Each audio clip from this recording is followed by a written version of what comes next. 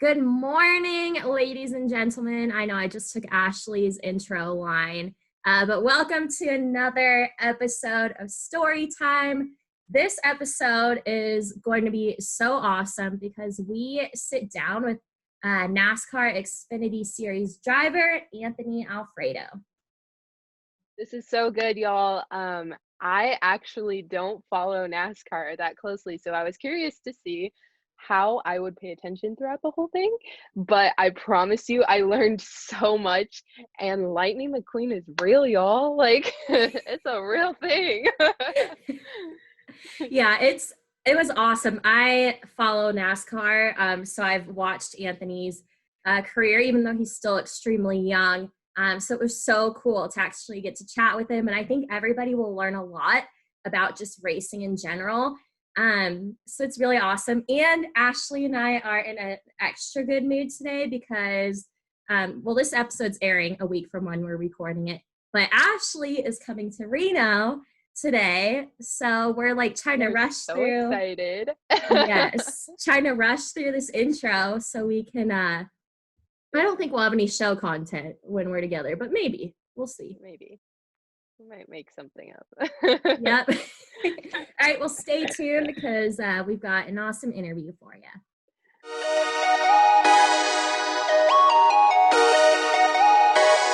All right, everyone, welcome back to Story Time. We are so excited because we are here with Xfinity Series racer, Anthony Alfredo. Anthony, how are you?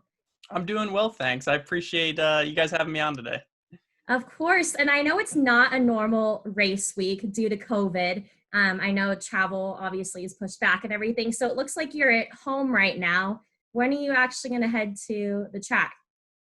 So that's a great question. It's been pretty hectic with no practice and no qualifying, and our weekends have been cut fairly short. So this weekend at Kansas Speedway, we're actually racing at night. So we're going to fly out on Saturday morning, just go straight to the track, and the car will roll through tech inspection. And that's pretty much all that's got to happen during the day before the race starts. And after that, we'll race that night and immediately fly back home after the race. So I'll probably be home at some point early Sunday morning, and by early I mean 2 a.m. or so probably, but it's just a one-day show, so it's pretty weird, not our typical weekend, but I think we've all gotten used to it so far. Yeah, I was going to ask, just because I follow NASCAR pretty closely, and I know especially with the Cup Series drivers, a lot of them complained in the beginning that they didn't get any practice, and obviously you guys don't either. So has it been really challenging? I know there's been a lot of wrecks this year, whether it's from the practice or lack of practice or not. So has it just been something that you've had to just put extra time in the simulator with, or how have you adjusted to not having any time to practice? It's definitely been a challenge for sure. For me being a rookie this year in the NASCAR Xfinity Series, it's made it even more difficult than I would have initially expected because I'm going to a lot of new tracks, and I'm going to all these tracks in a new car I've never raced before, right? So not to mention competing against other drivers I've never competed against. So all those things definitely add up, and it can be quite a challenge in certain places, but I think myself and my race team have taken to it fairly well so far, and just tried to limit the time that's spent adapting to these new environments and figuring out new tracks and all that, because with no practice, obviously, not only are the laps important, but it's really important to dial in your car, get the setup right for the race, and find the balance you want. So to start the race and pretty much have, you kind of got what you got, because you can only adjust so much on a pit stop. So we're definitely learning on the fly and trying to maximize what we can throughout a race. And that falls a lot on my shoulders with communicating well to the team so we can make the right adjustments and try not to waste any time getting the car where it needs to be, or even myself just figuring out how to get around some of these tracks. So I only actually had one race since I'm running a partial schedule this year with practice, which was my first. And ever since then, never had practice or qualifying. So it's definitely been stressful and a challenge, but you mentioned the simulation, and that's been a huge aspect this year. I think more than ever, all teams and drivers are using it. So Chevrolet and everyone at Richard Childress Racing, my engineers, and I have worked really hard on that. And even in the comfort of my own apartment, I have a SimSeats driving simulator where I spend a lot of time on iRacing. And that's definitely played a even bigger factor and role in my career than it ever has, because I could familiarize myself with some of the tracks I'm going to be going to for the first time.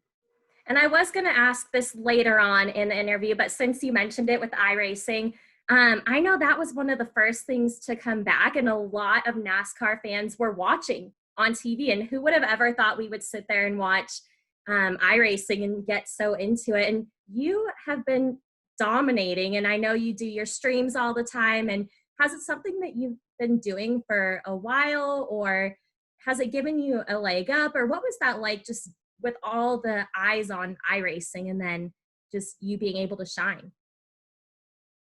It was definitely really important to me for a number of reasons, not just because I love iRacing, how much time I spend on it, that it allowed me to go out there and maybe have a little bit of an advantage to some of the people who never really been on it before and never spent that much time on it.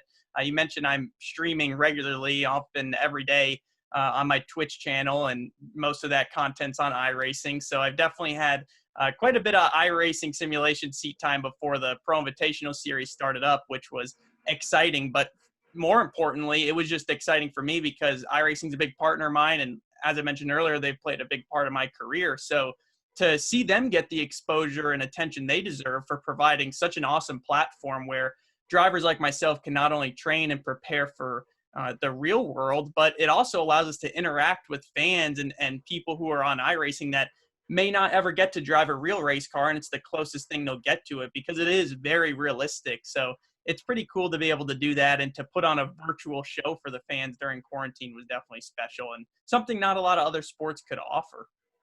Yeah, that was awesome. I know I enjoyed it for sure. And it was great just to see my Twitter feed just filled with people getting so into iRacing. And I know it got the attention of a lot of athletes around sports, like NFL players and everything like that. So it was really cool to see. All right, so throwing it back. Admit, that was my first time watching a race. Really? Yes. That's awesome. My extent of racing is Lightning McQueen, and that's about it.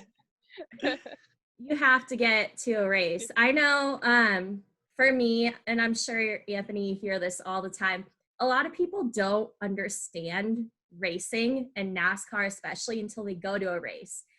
So for me, I was like, oh, like, why would I want to watch guys drive around in circles for 2-3 hours? And then I worked with, I don't know if you know Kenny and Crash for with Speed Freaks, but it was at iHeartRadio. And they're like, go to a race. And it was actually an Xfinity race. And then ever since then, I've been hooked. It's like my favorite thing to watch on the weekends. So for everyone like Ashley, who hasn't been to a race yet, but did get to see iRacing and potentially more on TV, what would you tell them to like get them to a race? Or, I mean, now with COVID, they can't, but what is so great about NASCAR, why they should become a fan? There's so many ways to answer that question because there's so many parts of the sport that make it what it is. It's very unique. It's very different than a lot of other mainstream sports. And the reason I say that is because the first thing that stands out to me is the fan aspect, right? When you go to a race, there's not many other sports where you can have the opportunity to walk through the pits and see not only the cars up close and the teams working on them, or be on pit road during the race, but meet the drivers. I personally believe that in our sport, the drivers and the athletes, so to speak, are even more engaging with some of the fans and stuff, because without our fans, there wouldn't be racing. And to not have them at the track this year at the majority of the races has definitely been unfortunate and disappointing, because they bring an unmatched level of excitement to all these events. But that being said, I think we brought in a lot of new fans this year as well, because they're all watching on TV, and we are one of the first sports back in action, actually, since the global pandemic. So to be able to do what we did even virtually, right? There's not a lot of sports, like I said earlier, that can offer things like that. And I think there's a lot of ways fans can interact and have the opportunity to be a part of it. And the community is very large, but it's still got this family-like atmosphere. And that's talking from experience. I'm a first-generation racer, and no one in my family had raced. So to come into the sport and kind of go from I still am a fan, right? When I go to the track,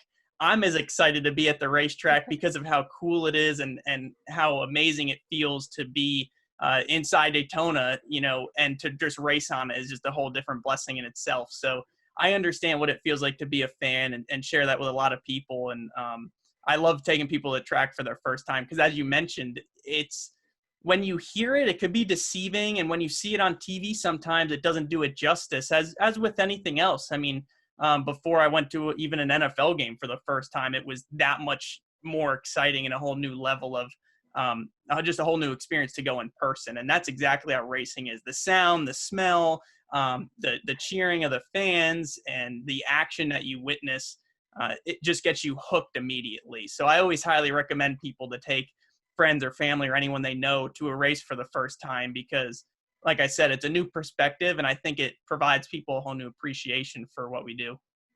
And So another thing or go ahead, Ash. did your family, like, were they really involved in NASCAR then, or were you like the first one to be like, hey mom, dad, like I really like this? I was the first one, pretty much. My brother and my Man. sister actually, the three of us go-karted when we were younger, but nothing crazy. You know, a lot of cities now have like an indoor karting track where you can go year round Yeah. and pay, $45 or something for 2 or 3 races with your friends. And that's what we did. It wasn't anything even super serious. And I was pretty good at it. And so were my siblings, actually. And we all just had a great time. But I don't think any of us, expected or plan on taking it to any level. And I actually had stopped for a few years playing other sports like lacrosse and football, and always been an outdoors kind of guy. So when I decided I wanted to actually give it a shot again, I was 15. So I've only been racing for 6 years, which is pretty crazy to Dang. think. I actually kind of had a late start compared to some of the people who grew up in the sport, as you mentioned, or raced their whole life. And to do that, I remembered thinking to myself, I was pretty good at the go-kart thing. I don't know if it's going to translate well because it wasn't super significant, but I guess it did, and I've been very fortunate since. But I guess one cool story I always tell that gives me goosebumps every time I say it is my parents actually flew down from New York to Charlotte Motor Speedway to go see the Coca-Cola 600 as fans. And while they were down here, they actually went to RCR to visit the race shop and tour it as fans. And I'm 21 years old. This was 25 years ago. And now here I am walking through that very same race shop with my name on these race cars. That's awesome. It's just pretty crazy and really puts in perspective for myself and my family. Just very thankful for everyone who's helped get me here. And it's cool to have that kind of appreciation and perspective when you walk into the racetrack or the shop, and that kind of, it's just crazy to think that before I was born they were in that same shop, right? And now I'm there as a driver for the team. It's pretty amazing. Yeah, I was going to ask, what was it like when you signed with RCR? Because I know it was somewhat recent, but they are such a legendary name. So how cool was it to call yourself an RCR driver? It is unbelievable. It's still surreal, even though we're nearing the end of the season, just because to be a part of, as you mentioned, one of the most iconic teams in the sport, and a household name in the sport of NASCAR is very special. And it was a huge opportunity for me, and has been a huge opportunity for me to try and prove myself at a very high level in the sport, the national level, of course, and work with a very talented group of individuals. I have great teammates, great team members, and we have awesome equipment. And those are all the tools you need to succeed in NASCAR. So just trying to capitalize on that every time I'm in the car and make the most out of every opportunity, because I know this is one that doesn't come around often and not everyone gets. So I definitely want to make the most of it. And I know there are a lot of people, especially your fans, that will be watching this. And you have such a great story. I read you were an honor student, and you still are now like having this amazing career just going through racing. So if there's anybody watching this that wants to be the next Anthony Alfredo, what advice would you give them to just still keep that balance where you do well in school, but then you also are focused on your career? Just what would you say to them? Just work hard and focus on what you want to do in your life. Always have faith and never give up, because there's times where it's definitely not easy. Life isn't meant to be easy, but it's just the way you overcome certain challenges. And I'd say with balancing school and racing has been the toughest challenge for me. I think a lot of people, obviously education's always going to be there for you, right? But that being said, I still try to put myself through college. And I only have a year and a half left, but I have taken this semester off because of my opportunity at such a high level in the sport that not only do I not have the time, but I want to focus 100% on because of I know opportunities like this aren't always going to be there for me.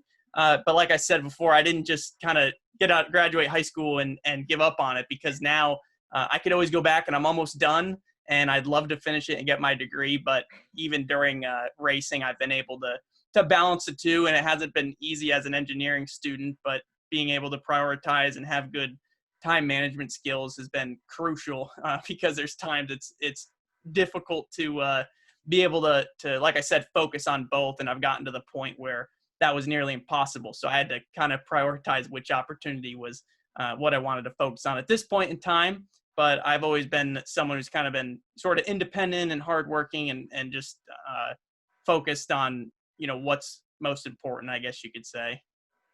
Props to you. My sister was an engineering student at Texas A&M, and I know she had no social life whatsoever because engineering is so tough. So, good job sticking with it. I know a lot of people, especially in your spot, would just be like, there's no way. So I think that's huge that you're still doing it, and good luck the rest of the way with school. I know it'll be awesome, and it'll be so amazing for your fans just to see that you can graduate, and if you can, they can as well. So when you were in school, I know you started racing a little later, as you mentioned, but was it hard just to try to be a normal high school student? And then also just, I'm sure racing took a ton of time. So I know you said you have really good time management skills, but what was it like? Because I know for me and Ashley, we were both in sports through high school, and you lose a lot of your social life. So I can't even imagine in your spot. So how did you manage that all while trying to be a normal high schooler as well? That's a great question. It was definitely challenging, especially because when I started racing was, I think, the beginning of sophomore year of high school. I only went to public high school for 1 year, because when I Okay. started racing, I just about immediately started traveling to Charlotte for the winter heat series, because racing had obviously ended up north because of the winter. When I was coming down here, I had to unfortunately make the choice to move to online school, which was great. And it went really well. I was still able to excel. I had a great curriculum and group of teachers to follow and work with. But I'd say the challenging part about that was to give up all that social life, right? It's one thing when you're just like when you're on a sports team and in school and trying to keep up with your school work. It could be challenging to do all the things a normal kid would do in school. But I feel like I almost completely was eliminated from that equation because I wasn't even in school anymore. And it was kind of weird and a little bit challenging to stay in touch with friends, especially when I was traveling back and forth from back home in Connecticut, New York area to North Carolina. But I wouldn't trade it for the world, because sacrificing that, socialization and any of those opportunities was way more important in the long run, because I wouldn't be where I am if I didn't make that decision. And like I said, that being in online school was kind of a decision I had to make, because with the way the rules were at home, you only had X amount of unexcused absences. And obviously that wasn't an excuse, because it wasn't a medical excuse, and it wasn't an actual school sport. It was actually, an out of school activity, I guess you could call it. So I had to make that switch, but it was totally worth it. And for anyone who is doing anything that maybe takes away from the opportunity to socialize with friends or go do certain things other people are at the time, sometimes it might be, frustrating, or you wish you might be able to go do this. But I feel like what I've been able to do and what I have the opportunity to do is so cool, and it's what I love. So I definitely wouldn't trade that for the world. And then I have to ask, just because I've always wondered and have never asked this in an interview before, but a lot of people see the actual race and they don't know a lot of what goes into it, the simulator, everything like that. But there was a picture that I'm sure you saw after last Sunday's race of Clint Boyer, just drained after his race. I know Bubba Wallace and Austin Dillon had issues with heat and everything earlier this season. So for you as an athlete, because race car drivers are athletes, you have to be in shape, kind of tell everybody just the physical toll that racing takes on you and how you have to prepare. Because I think a lot of people don't realize it. Yeah, absolutely. It's definitely easy to overlook that when you watch a race. And aside from just the physical aspect of a race, you mentioned the strategy and all the things that go into a race in order to have, that could easily determine the outcome of a race, whether you win or lose. Just something really small at this level of competition. It could be one little pit stop or one lap you made a mistake, or chose the wrong lane behind while you were navigating lap traffic and all those things. So when you see that on TV, even me, I didn't have an appreciation for any of that when I was watching racing growing up with my parents until I started racing. So I feel like now when I watch a race, I have a whole different perspective as far as those things go. And you mentioned from a driver standpoint, being able to see, I guess, understand what they're going through in certain situations physically and mentally is a whole different ballgame that a lot of people, like I said, don't see. And one thing that's been cool to see that NASCAR has been having on the broadcast is a couple of the onboard cameras have a temperature gauge or a or whatever you want to call it in the car, and you could see sometimes up to 140 degrees inside the car. And on top of that, you're wearing a 3-layer fire suit, helmet, gloves, shoot, like everything, and you're just extremely hot. So being able to get used to the heat and what you're fighting physically. The hardest thing is with training, just like every athlete does for their sport. In racing, it's very difficult to replicate what your body endures during a race. And not only the heat, but I mean physically, different tracks can put more force and pressure on different muscles, different parts of your body. So to try to get used to that or train a certain way before heading to a certain track is very important. And you mentioned Clint Boyer was absolutely drained after the Roval race. So it's not easy to drive a race car, even if it looks like you're just turning left or left and right, whichever it is.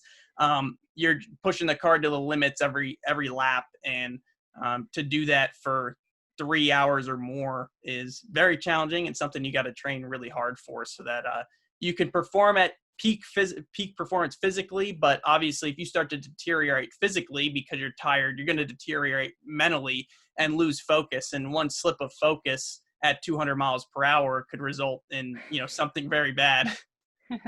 Yeah, that's insane. I know, just it's so crazy to watch. And thank you for answering that, because it's just, I mean, especially seeing that picture and just the amount of times drivers have had something break in the car and then the temperatures get even higher. It's crazy. So I hope after this episode, everyone understands that y'all are true athletes and go through a lot more than anyone can even imagine. So the season is almost over. I know with COVID, it's definitely a little different, but do you have any off-season plans? Definitely go home and see my family. I've missed them terribly. They haven't been able to come to the races this year, and I just want to go home and spend, the off season with them as much as possible, and probably take advantage of the downtime to do a lot more streaming as well, and produce some fun live content for the fans and everyone who follows me. But that'll be one thing. But of course, the preparation and training never stops for what hopefully is a full-time season next year where I could go compete for a championship. So I got to stay in tip-top shape physically and on the simulation to be prepared for when that time comes around, because the better prepared you are over your competitors, the better chance you're going to have at succeeding. Well, I know we'll keep our fingers crossed for you. And we've talked about the streaming, and I know you're also very active on social. So where can everyone follow you at? So everyone can follow me on Twitter, Instagram, Facebook at Anthony Alfredo.